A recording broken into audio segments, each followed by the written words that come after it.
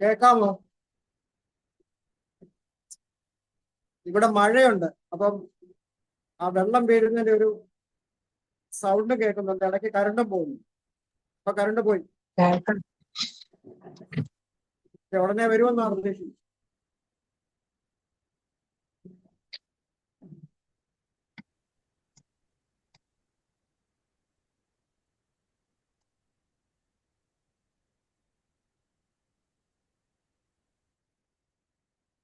പ്രൈസലോ 2 വർഷം കൂലിക്കെടുത്ത വീട്ടിൽ പാർത്തുകൊണ്ടിരുന്ന പൗലോസിനെ കുറിച്ച് ലൂക്കോസ് എഴുതി നിർത്തി. ഞാൻ നേരത്തെ ഓർപ്പിച്ചായിരുന്നു, ഗ്രീക്ക് ബൈബിളിൽ, ഗ്രീക്ക് ഭാഷയിൽ ഏറ്റവും അവസാനത്തെ വാക്കെന്ന് പറയുന്നത് വിഘ്നം കൂടാതെ എന്നുള്ള പദമാണ്.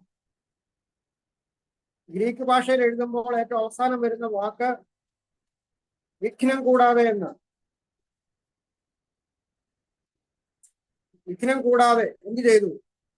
തന്റെ അടുക്കൽ വരുന്നവരോട് ദൈവരാജ്യത്തെ കുറിച്ച്, കർത്താവിനെ കുറിച്ച് സാക്ഷിച്ചു പോന്നു. അപ്പോസ്തല പ്രവർത്തികളിലെ ഒരു അത്ഭുതകരമായ എൻഡിങ് ആണ്. എന്ന് പറഞ്ഞാൽ ഈ ദൗത്യം തുടർന്നുകൊണ്ടേയിരുന്നു എന്നാണ് അവിടെ കാണുന്നത്. മറ്റൊരു പ്രധാനപ്പെട്ട കാര്യം, ഗ്രീക്ക് ബൈബിളിൽ പുതിയ നിയമത്തിലെ എല്ലാ ഗ്രന്ഥങ്ങളും അവസാനിക്കുന്നത് ആമേൻ എന്നുള്ള വാക്കോടുകൂടിയ, ആമേൻ എന്നുള്ള വാക്കോടുകൂടിയ. പക്ഷെ അപ്പോസ്തല പ്രവർത്തികൾ അവസാനിക്കുന്നത് ആമേൻ പറഞ്ഞല്ല. ഞാൻ നേരത്തെ ഓർപ്പിച്ചായിരുന്നു. അപ്പോൾ വിഘ്നം കൂടാതെ തുടർന്നു പോരുന്ന ഒരു ദൗത്യമാണ്, പൂർത്തീകരിക്കാത്ത ഒരു ദൗത്യമാണ് അവിടെ കാണുന്നത്. അതുകൊണ്ട് അവിടെ ആമേൻ പറഞ്ഞിട്ടില്ല. അപ്പൊ ആ ദൗത്യം പൂർത്തീകരിക്കുവാനാണ് ഓരോ കാലഘട്ടത്തിലും ദൈവം തന്റെ ദാസന്മാരെ വിളിച്ച് വേർതിരിച്ച് ലോകത്തിൽ തന്റെ വേലയ്ക്ക് വേണ്ടി ആക്കുന്നു. അപ്പൊ പൗലോസ് അവിടെ തുടങ്ങി വെച്ച, കർത്താവ് പറഞ്ഞു തുടങ്ങിയതും അപ്പോസ്തലന്മാര് അത്ഭുതങ്ങളാലും അടയാളങ്ങളാലും വീര്യപ്രവൃത്തികളാലും തുടർന്നു പോകുന്നതുമായ ആ ഒരു ശുശ്രൂഷ നാം ജീവിക്കുന്ന കാലഘട്ടത്തിൽ തുടർന്നു കൊണ്ട് പോകുവാൻ ദൈവം നമ്മെയാണ് ഈ കാലഘട്ടത്തിൽ ആക്കിയിരിക്കുന്നത് എന്നുള്ള ഒരു വലിയ ബോധ്യം നമുക്കുണ്ടാകണം. അങ്ങനെ 2 വർഷത്തിന് ശേഷം പൗലോസിനെ വിചാരണ ചെയ്യുവാൻ കൊണ്ടുവരികയാണ്.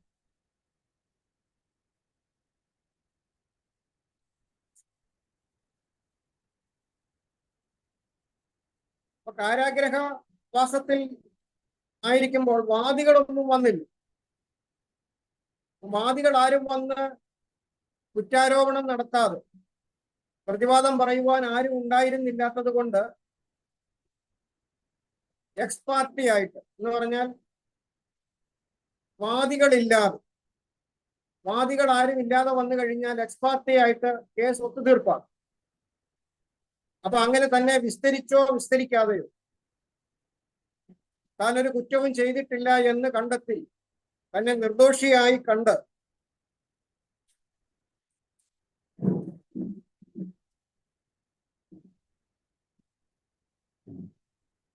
ഏകദേശം AD 62 പൗലോസിനെ റോമൻ കാരാഗ്രഹത്തിൽ നിന്നും മോചിപ്പിക്കുകയാണ്. അപ്പൊ ചില ആളുകൾ പറയുന്നത് ആ വീട്ടുതടങ്കലിൽ കിടന്ന ആ കാലഘട്ടത്തിൽ തന്നെ പൗലോസിനെ വധിച്ചു എന്നാണ് ചില ആളുകൾ പറയുന്നത്. അങ്ങനെയല്ല. അപ്പോൾ നാം നേരത്തെ പഠിച്ച കാരാഗ്രഹ ലേഖനങ്ങൾ റോമിൽ നിന്ന് എഴുതാനാണ് കൂടുതൽ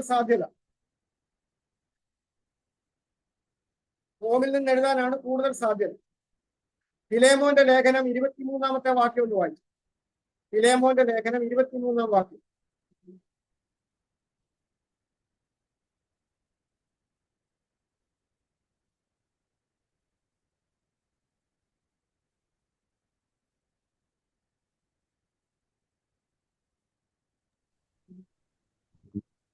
ക്രിസ്തുയേശുവിൽ എന്റെ സഹബദ്ധനായ എപ്പാസും എന്റെ കൂട്ടുവേലക്കാരനായ മാർക്കോസും നിനക്ക് വന്ദനം ചൊല്ലുന്നു.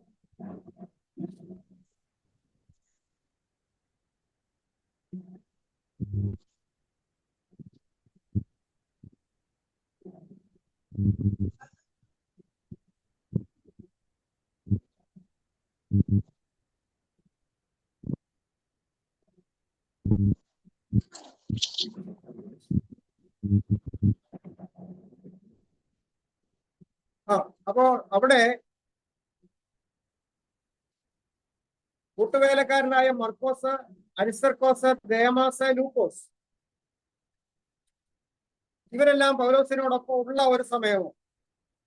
അത് മാത്രമല്ല 22-ാമത്തെ വാക്യത്തിൽ നാം വായിക്കുന്നു, ഞാൻ നിങ്ങൾക്ക് ഇതല്ലാതെ നിങ്ങളുടെ പ്രാർത്ഥനയാൽ ഞാൻ നിങ്ങൾക്ക് നൽകപ്പെടും എന്ന് പ്രത്യാശ ഉണ്ടാകൊണ്ട്, ഞാൻ നിങ്ങൾക്ക് നൽകപ്പെടും എന്ന പ്രത്യാശയുള്ളത് കൊണ്ട് എന്ന് പറഞ്ഞാൽ ഞാൻ വിടുവിക്കപ്പെടും എന്നുള്ള പ്രത്യാശയുള്ളത് കൊണ്ട് എനിക്ക് പാർപ്പിടം ഒരുക്കിക്കൊള്ളുക, എനിക്ക് പാർപ്പിടം ഒരുക്കിക്കൊള്ളുക എന്ന് താൻ പറയുന്നു. അപ്പോൾ പൗലോസിന് റോമിൽ നിന്നൊരു വിടുതൽ ഉണ്ടാകുമെന്നുള്ള പ്രതീക്ഷ ഉണ്ടായിരുന്നു എന്ന് നമുക്ക് കാണുവാൻ കഴിയും. ഫിലിപ്പിയർക്ക് ലേഖനം എഴുതുമ്പോൾ 1-ാം അധ്യായത്തിന്റെ 26-ാമത്തെ വാക്യം,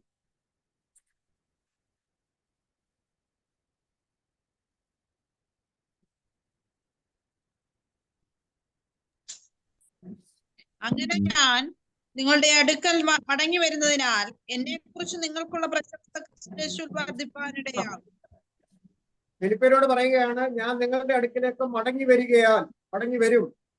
അപ്പോൾ പൗലോസിന് തീർച്ചയായിട്ടും ഫിലിപ്പിയിലേക്ക്, മക്കദോന്യയിലേക്ക് തനിക്ക് വരുവാൻ കഴിയുമെന്നുള്ള ഒരു പ്രതീക്ഷ ഉണ്ടായിരുന്നു. 2-ാം അധ്യായത്തിന്റെ 24-ാമത്തെ വാക്യം, ഞാൻ വേഗം വരുമെന്ന് കർത്താവിൽ ആശ്രയിച്ചിരിക്കുന്നു.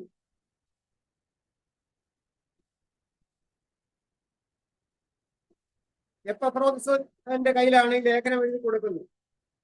അപ്പൊ എപ്പഫ്രോദിത്തോസ് ഫിലിപ്പിയ ലേഖനം കൊണ്ടു, തിഹിക്കോസ് എഫേസ്യ ലേഖനം കൊണ്ടു, അതുപോലെ ഒനേസിമോസ് ഫിലേമോന്റെ ലേഖനം കൊണ്ടു. ഒരുപക്ഷെ കൊലോസി ലേഖനവും തിഹിക്കോസിന്റെ കയ്യിലായിരിക്കും. അങ്ങനെ കൊടുത്തു വിടുകയാണ്, റോമിൽ നിന്ന് കൊടുത്തു വിടുന്നു. 4 ലേഖനങ്ങൾ റോമൻ കാരാഗ്രഹത്തിൽ നിന്നും 4 പേര് കൊണ്ടുവരുന്നതായിട്ട് നമുക്ക് ചിന്തിക്കുവാനായിട്ട് കഴിയും. അപ്പോൾ അതിനുശേഷം പൗലോസിനെ എക്സ്പാർട്ടി വെർഡിക്റ്റ് ഉണ്ടാകുന്നു, അല്ലെങ്കിൽ തന്നെ വെറുതെ വിടുന്നു.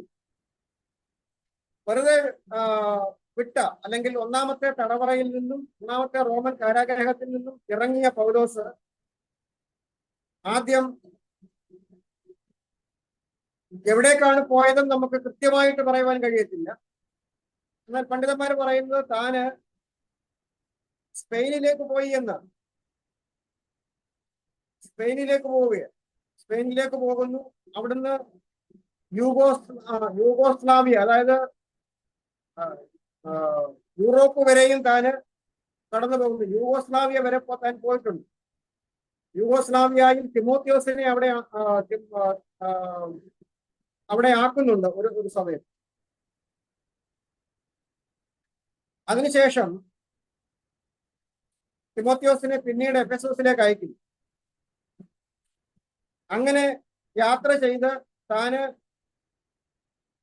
മക്കദോന്യ, ആസിയ പ്രദേശങ്ങളിലൂടെ സഞ്ചരിക്കുന്നു. അദ്രിയാക്കടൽ കടന്ന് അപ്പലോണിയായിലും ഗർഹിക്കായും വഴി ഗ്രീസിലേക്ക് താൻ വരുന്നു. അങ്ങനെ തനിക്ക് വിടുതൽ ലഭിച്ച സമയത്ത് എഴുതിയ 2 ലേഖനങ്ങളാണ്. 1-ാം തടവറയിൽ നിന്ന് ഇറങ്ങിയ ശേഷം എഴുതിയ 2 ലേഖനങ്ങളാണ് തിമോത്തിയോസിന് എഴുതിയ 1-ാം ലേഖനവും തീത്തോസിന് എഴുതിയ ലേഖനവും.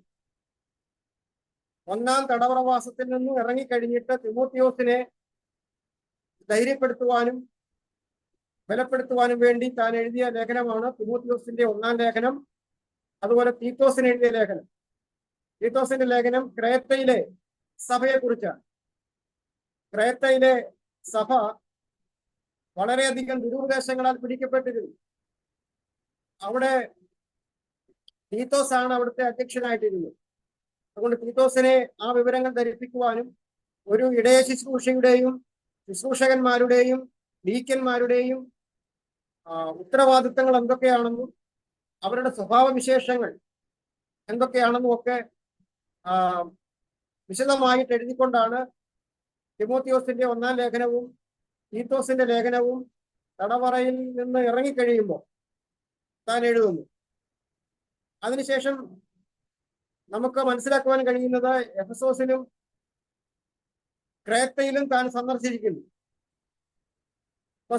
സ്പെയിൻ തനിക്ക് വലിയൊരു ആഗ്രഹമായിരുന്നു. അങ്ങനെ സ്പെയിനിലും താൻ സഞ്ചരിച്ചു. അതിനുശേഷം വീണ്ടും മക്കതോന്യയിൽ വന്ന് മക്കതോന്യയിലും അഖായ മേഖലയിലും വരുവാൻ വേണ്ടി താൻ വീണ്ടും യാത്ര ചെയ്തു. അപ്പോൾ താൻ ഇറങ്ങിയതിന് ശേഷമുള്ള 4-ാം മിഷണറി യാത്ര എന്ന് പറയുന്നത്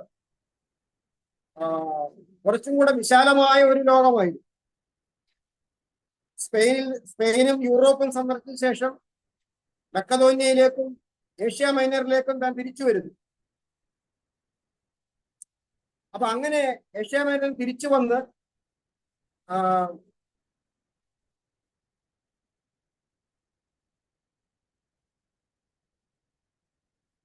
പൗലോസ് ത്രോവാസിലെത്തി. അപ്പൊ ഈ ഒരു കാലഘട്ടം എന്ന് പറയുന്നത് AD 68 നീറോ ചക്രവർത്തി ആത്മഹത്യ ചെയ്തു. നീറോ ചക്രവർത്തി ആത്മഹത്യ ചെയ്യുന്നതിന് തൊട്ട് മുമ്പുള്ള വർഷങ്ങൾ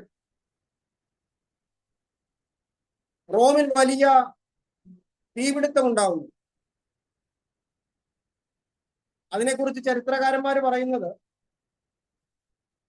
റോമിലെ ഗ്രാമങ്ങൾക്ക് നഗരങ്ങൾക്ക് തീയിട്ടത് നീറോ ചക്രവർത്തി തന്നെയാണ്. കാരണം റോമാ നഗരത്തെ പുതുക്കി പണിയുവാൻ വേണ്ടി താൻ ആ പട്ടണങ്ങളിൽ മുഴുവനും ഏകദേശം 10-40ഓളം പട്ടണങ്ങളിൽ താന് അഗ്നിബാധ ഉണ്ടാക്കി.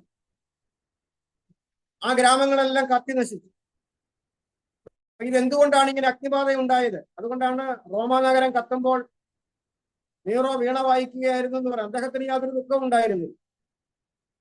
പക്ഷെ ഇത് അന്വേഷണത്തിൽ ഇതിന് പ്രത്യേക കാരണമില്ലെന്നും ചക്രവർത്തിയാണ് ഈ ഒരു ദുഷ്പ്രവൃത്തി ചെയ്തതെന്നുമുള്ള ഒരു കിംവദന്തി, ഒരു പറച്ചിലുണ്ടായി.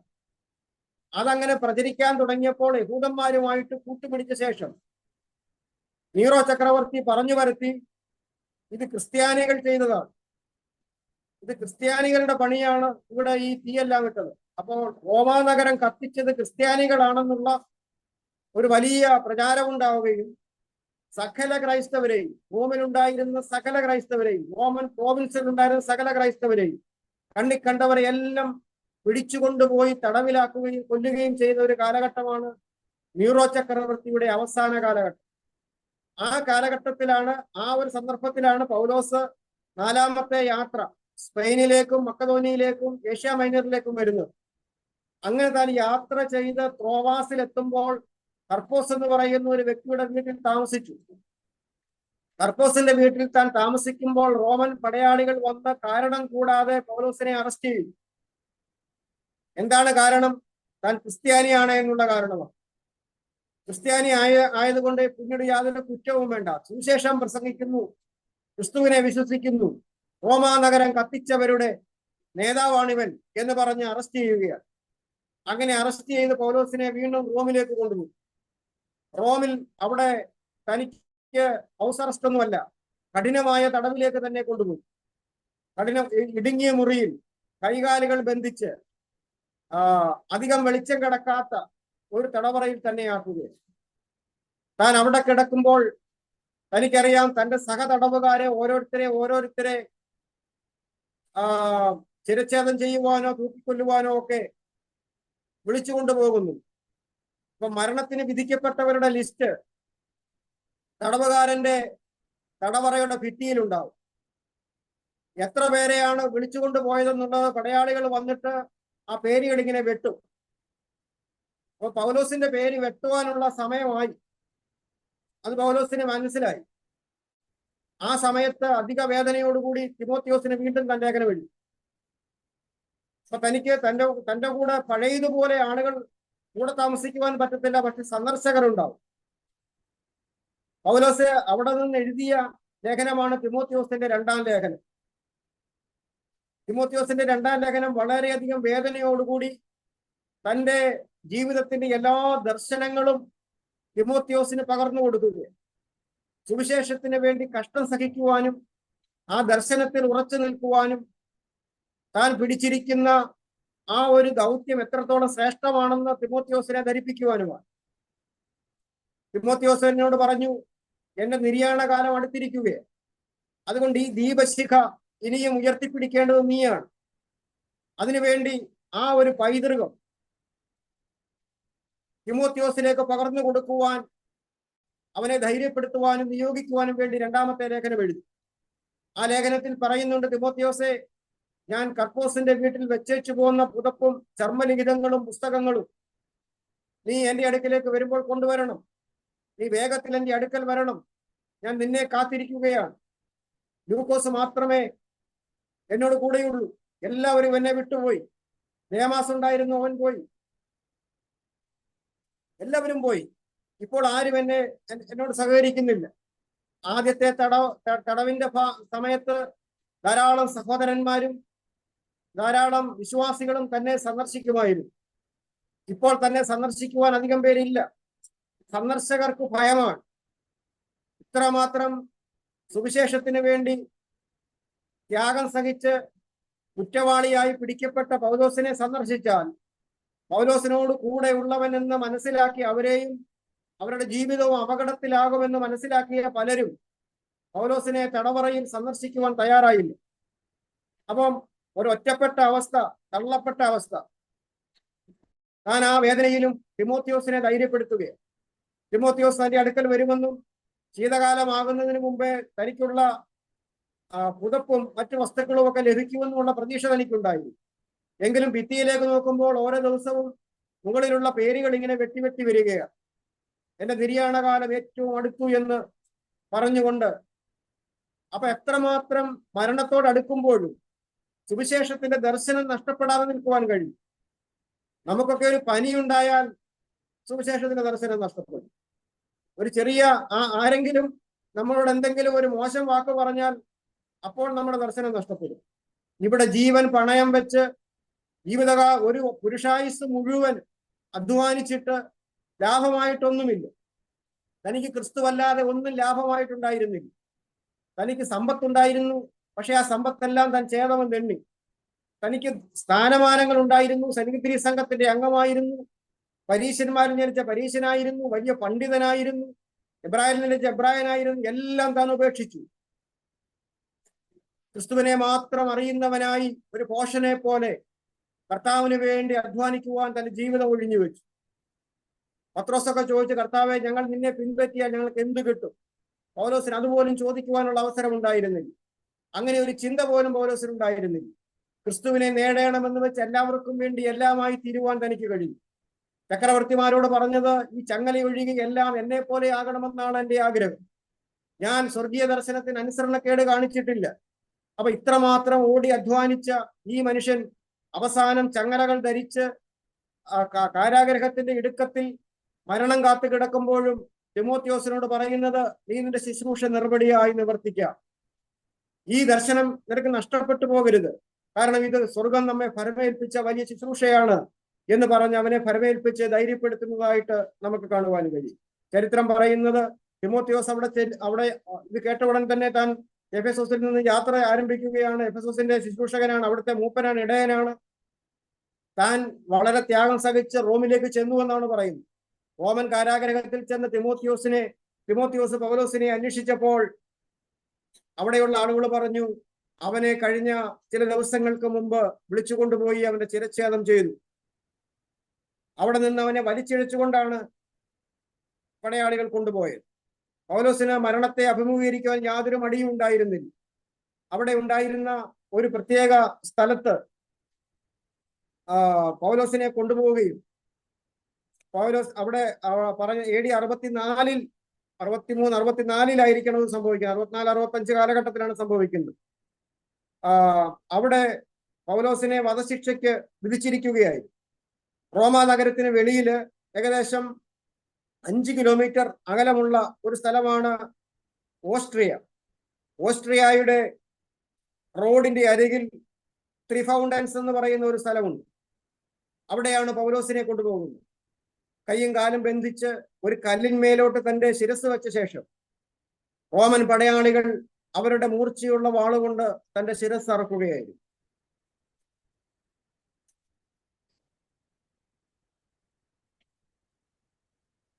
ഒരു റോമൻ പൗരന് ലഭിക്കാവുന്ന വധശിക്ഷ അങ്ങനെയായിരുന്നു.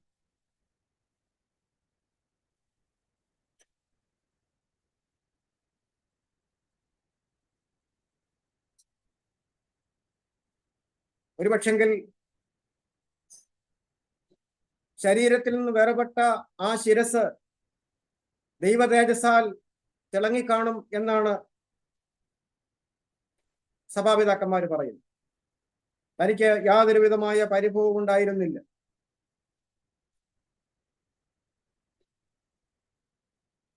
ഒരു വലിയ ഇതിഹാസം അവിടെ കൊണ്ട് അവസാനിച്ചു. പക്ഷേ സുവിശേഷത്തിന്റെ ഇതിഹാസം അവസാനിച്ചില്ല. താൻ ഓടിയതും അധ്വാനിച്ചതും വൃഥാവാകാതെ താൻ നേടിയ തിമോത്തിയോസും തീത്തോസും അക്കിലാവും പ്രിസ്കില്ലയും ലൂക്കോസും ശീലാസും ഫിലേമോനും ഒനേസിമോസും തിഹിക്കോസും അരിസ്തർക്കോസും ഫേബയും അനന്യാസും ബർന്നബാസും, അങ്ങനെ ഒരു വലിയ അപ്പോസ്തലിക ശിഷ്യന്മാരുടെ ഒരു നിര പൗലോസിനെ ചിരച്ഛേദം ചെയ്യാം, നശിപ്പിക്കാം, നിശബ്ദമാക്കാം. പക്ഷേ സുവിശേഷം പിന്നെയും വ്യാപിച്ചു. നീറോയ്ക്ക് പീഡനങ്ങൾ അഴിച്ചുവിടാം, പക്ഷെങ്കിൽ സുവിശേഷം ബന്ധിക്കപ്പെട്ടില്ല. ആ വലിയ മനുഷ്യൻ ക്രിസ്തു മാത്രമുള്ളവനായി, മറ്റൊന്നുമില്ലാത്തവനായി ലോകത്തോട് യാത്ര പറഞ്ഞു. ആ പൗലോസിന്റെ ദർശനങ്ങളും ആ പൗലോസിന്റെ വചനങ്ങളുമാണ് ഇന്നും ക്രൈസ്തവ സഭയെ മുമ്പോട്ട് നയിക്കുന്നത്. നമുക്ക് ദർശനം നൽകുന്നത് ആ വചനങ്ങളാണ്. പൗലോസിനെ കുറിച്ച് ഇനിയും ധാരാളം കാര്യങ്ങൾ നമുക്ക് പഠിക്കുവാനും മനസ്സിലാക്കുവാനും ഒക്കെ ഉണ്ട്. പക്ഷെ അതിനുള്ള ഒരു സാഹചര്യം ഇപ്പോഴില്ല. നിങ്ങൾ സമയം കിട്ടുമെങ്കിൽ പൗലോസിനെ പഠിക്കണം, ദീർഘമായിട്ട് പഠിക്കണം. തൻ്റെ സുവിശേഷ ദർശനത്തെക്കുറിച്ച് ആ അപ്പോസ്തല പ്രവൃത്തികൾ വായിക്കുമ്പോൾ തൻ്റെ ഓരോ വാക്കുകളും എത്രമാത്രം ആഴവും അർത്ഥവും ഉള്ളതാണെന്ന് നമുക്ക് മനസ്സിലാക്കുവാൻ കഴിയും. അങ്ങനെ പൗലോസിന്റെ ജീവിതം അവിടം കൊണ്ട് അവസാനിച്ചു. സുവിശേഷം പിന്നെയും വ്യാപിച്ചു. അതുകൊണ്ട് അപ്പോസ്തല പ്രവൃത്തികൾ അവസാനിച്ചതിന് ശേഷമുള്ള ചുരുക്കമായ ചില ഭാഗങ്ങളാണ് നമ്മൾ പഠിച്ചത്. പൗലോസിന്റെ ആ ഒരു ജീവിതാന്ത്യത്തോടുകൂടി അപ്പോസ്തല പ്രവൃത്തികളുടെ ചരിത്രം അവിടെ അവസാനിക്കുകയും അപ്പോസ്തല പ്രവൃത്തികളുടെ മറ്റൊരു പ്രത്യേകതയും കൂടെ പറഞ്ഞ് നമുക്ക് അവസാനിപ്പിക്കും. അപ്പോസ്തല പ്രവൃത്തികളുടെ പുസ്തകം പരിശുദ്ധാത്മാവിന്റെ പ്രവൃത്തികളാണ്. അപ്പോസ്തല പ്രവൃത്തികൾ ആരംഭിക്കുമ്പോൾ മുതൽ അവസാനം വരെയും പരിശുദ്ധാത്മാവിന്റെ പ്രവൃത്തി നമുക്ക് കാണുവാൻ കഴിയും. പരിശുദ്ധാത്മാവ് നിങ്ങളുടെ മേൽ വരുമ്പോൾ നിങ്ങൾ ശക്തി ലഭിച്ചിട്ട് യെരുശലേമിലും യഹൂദിയിലും എല്ലായിടത്തും ശമരിയിലും ഭൂമിയുടെ അറ്റത്തോളവും എന്റെ സാക്ഷികളാകുമെന്ന് പറഞ്ഞ ആ ഒരു കാര്യത്തിന്റെ ചരിത്രപരമായ നിവൃത്തീകരണം നമുക്ക് ഈ പുസ്തകത്തിൽ കാണും. അപ്പോസ്തലന്മാരെ എത്രമാത്രം ശക്തമായി പൗലോസ് പരിശുദ്ധാത്മാവ് ഉപയോഗിച്ചു എന്നുള്ളത് നമുക്ക് കാണുവാൻ കഴിയും. അവരെ സന്നിധി സംഘത്തിന്റെയും ന്യായാധിപ സംഘങ്ങളുടെയും ഒക്കെ മുമ്പിൽ നിർത്തുമ്പോഴും അവർക്ക് ധൈര്യത്തോടുകൂടി നിൽക്കുവാൻ കഴിഞ്ഞത് പരിശുദ്ധാത്മാവിന്റെ സഹായമാണ്. പരിശുദ്ധാത്മാവ് നിറഞ്ഞവരായി ദൈവവചനം ധൈര്യത്തോടെ പ്രസ്താവിച്ചു എന്ന് 4-ാം അധ്യായത്തിൽ 31-ാം വാക്യത്തിൽ കാണും. അതേ അർത്ഥത്തിൽ പല ഭാഗങ്ങളിൽ അത് ആവർത്തിക്കുന്നു. അപ്പൊ എല്ലാവരും അപ്പോസ്തല പ്രവൃത്തികളിൽ പ്രത്യക്ഷപ്പെടുന്ന എല്ലാവരും പരിശുദ്ധാത്മാവിനാൽ നയിക്കപ്പെട്ടവരും ഉപയോഗിക്കപ്പെട്ടവരുമായി നമുക്ക് കാണുവാൻ കഴിയും. ഒന്നാമത്തെ രക്തസാക്ഷിയായ സ്തേഫാനോസ് മുതൽ അവസാനം നാം കാണുന്ന പൗലോസ് വരെയുള്ള ആളുകളുടെ ഒരു വലിയ ശുശ്രൂഷയുടെ മണ്ഡലം നമുക്ക് അവിടെ കാണുവാൻ കഴിയും. ഒരു വിശ്വാസിയെ അളക്കുവാൻ ആദിമസഭ സ്വീകരിച്ചിരുന്ന അളവുകോൽ എന്ന് പറയുന്നത് പരിശുദ്ധാത്മാവായി. ഒരു വിശ്വാസിയെ മനസ്സിലാക്കുവാൻ ആദിമസഭയുടെ അളവുകോൽ എന്ന് പറയുന്നത് പരിശുദ്ധാത്മാവായിരുന്നു. പൗലോസ് പരിശുദ്ധാത്മാവ് നിറഞ്ഞവനായിരുന്നു എന്ന് കാണും. ബർന്നബാസ് പരിശുദ്ധാത്മാവും വിശ്വാസവും ഉള്ളവനായിരുന്നു. അപ്പൊ നിറവെന്ന് അവിടെ പറഞ്ഞിരിക്കുന്നത് ജീവിതത്തെ മുഴുവനായി നിയന്ത്രിക്കുന്ന ശക്തി എന്നുള്ള അർത്ഥമാണ്. അപ്പം എല്ലാ കാര്യങ്ങളിലും പരിശുദ്ധാത്മാവിന്റെ നിയന്ത്രണമുള്ള വ്യക്തിയെയാണ് പരിശുദ്ധാത്മ നിറവുള്ള വ്യക്തി എന്ന് മനസ്സിലാക്കേണ്ടത്. അതുപോലെ ചെറുതും വലുതുമായ തീരുമാനങ്ങളിൽ, സഭയുടെയും വ്യക്തികളുടെയും തീരുമാനങ്ങളിൽ പരിശുദ്ധാത്മാവിന്റെ പങ്ക്, പ്രേരണ വളരെ വലുതായിരുന്നു. പരിശുദ്ധാത്മാവായിരുന്നു സഭാ നേതാക്കന്മാരെ നയിച്ചിരുന്നത്, അവരിൽ ക്രിയ ചെയ്തിരുന്നത്.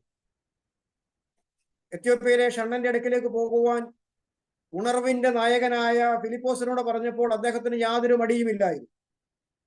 വലിയ ഒരു ദേശത്തെ ഉണർവും ക്രൂസേഡും വിട്ട് ഒറ്റ വ്യക്തിക്ക് വേണ്ടി അവിടെ ഒന്നും മാറിപ്പോകുവാൻ പരിശുദ്ധാത്മാവിനെ അനുസരിച്ചത് കൊണ്ടാണ് ഫിലിപ്പോസിന് കഴിഞ്ഞത്.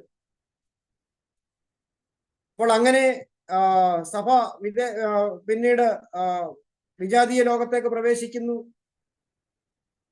സുവിശേഷ വേലയ്ക്ക് വേണ്ടി എവിടെ പോകണം, ആര് പോകണം എന്ന് നിശ്ചയിച്ചിരുന്നത് പരിശുദ്ധാത്മാവായിരുന്നു. എവിടെ പ്രസംഗിക്കരുത് എന്ന് പരിശുദ്ധാത്മാവ് പറയുമായിരുന്നു. സഭയിലെ ഔദ്യോഗിക സ്ഥാനികളെ നിശ്ചയിക്കുന്നത് പരിശുദ്ധാത്മാവായിരുന്നു. ദൈവത്തിന്റെ സഭയെ മേയ്പാൻ പരിശുദ്ധാത്മാവ് നിങ്ങളെ അധ്യക്ഷരാക്കി വെച്ചിരിക്കുന്നു എന്നാണ് എഫെസോസിലുള്ള മൂപ്പന്മാരോട് പറഞ്ഞത്. അപ്പോൾ സുവിശേഷ വേലയ്ക്ക് വേണ്ടി നിയോഗിച്ചത് പരിശുദ്ധാത്മാവാണ്. നേതാക്കന്മാരെ അധ്യക്ഷന്മാരായി, മൂപ്പന്മാരായി നിയോഗിച്ചത് പരിശുദ്ധാത്മാവാണ്.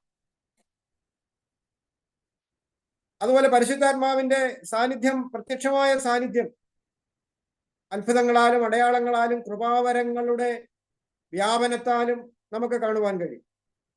യഹൂദയിലും ശമരിയിലും ഗലീല പ്രദേശങ്ങളിലുമെല്ലാം പരിശുദ്ധാത്മാവിന്റെ വലിയ പ്രവൃത്തി ഉണ്ടായിരുന്നു.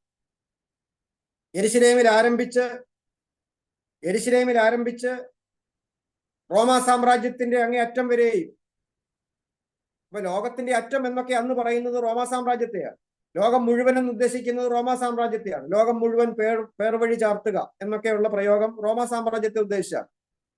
അപ്പൊ ലോകത്തിന്റെ അറ്റം വരെയും, പിന്നീട് സ്പെയിനിലും യൂഗോസ്ലാവായിലും യൂറോപ്പിലും വരെ സുവിശേഷം എത്തി. ഇന്ന് ലോകം മുഴുവനും സുവിശേഷം എത്തിയിരിക്കുകയാണ്. അത് പരിശുദ്ധാത്മാവിന്റെ പ്രവർത്തനമായി നമുക്ക് കാണുവാൻ കഴിയും. അതുപോലെ കൈവപ്പും പരിശുദ്ധാത്മാവിന്റെ ദാനങ്ങളും അത് ഈ അപ്പോസ്തല പ്രവർത്തികൾ സാക്ഷിക്കുന്നു. തിമോത്തിയോസിനോട് പറയുന്നുണ്ട്, എന്റെ കൈവെപ്പിനാൽ നിനക്ക് ലഭിച്ച കൃപാവരങ്ങളെ നീ ജ്വലിപ്പിക്കണം. അപ്പൊ അപ്പോസ്തലന്മാരുടെ കൈവപ്പ്, അഭിഷിക്തന്മാരുടെ കൈവപ്പ്, അതിനാൽ പകരപ്പെടുന്ന കൃപാവരങ്ങൾ, ശുശ്രൂഷകൾ, ഇതൊക്കെ അപ്പോസ്തല പ്രവർത്തികൾ നമ്മെ സാക്ഷിക്കുന്നു. അവസാനമായി നിങ്ങൾ എന്റെ സാക്ഷികളാകും എന്ന് പ്രഖ്യാപിച്ച ആ ഒരു നിയോഗം പരിശുദ്ധാത്മാവിന്റെ നിയോഗമായിട്ട് ഇന്ന് നിൽക്കുകയാണ്. അതുകൊണ്ടാണ് ഞാൻ പിതാവിനോട് ചോദിക്കും, സത്യത്തിന്റെ ആത്മാവിനെ അവൻ നിങ്ങൾക്ക്, ആത്മാവെന്ന ഒരു കാര്യസ്ഥനെ നിങ്ങൾക്ക് വേണ്ടി അയക്കും എന്ന് പറഞ്ഞിരിക്കുന്നു. കർത്താവ് തുടങ്ങിയ വേലയുടെ തുടർച്ചയാണിത്. അതാണ് നമ്മൾ ഇതിനെക്കുറിച്ച് മനസ്സിലാക്കേണ്ടത്. ഇത് IPC-കാരോ ചർച്ചക്കോടുകാരോ ന്യൂഇന്ത്യക്കാരോ അസംബ്ലീസ് ഓഫ് ഗോഡുകാരോ കുക്കുസായിപ്പോ അല്ലെങ്കിൽ സൈമൂറോ ഒന്നും തുടങ്ങിയ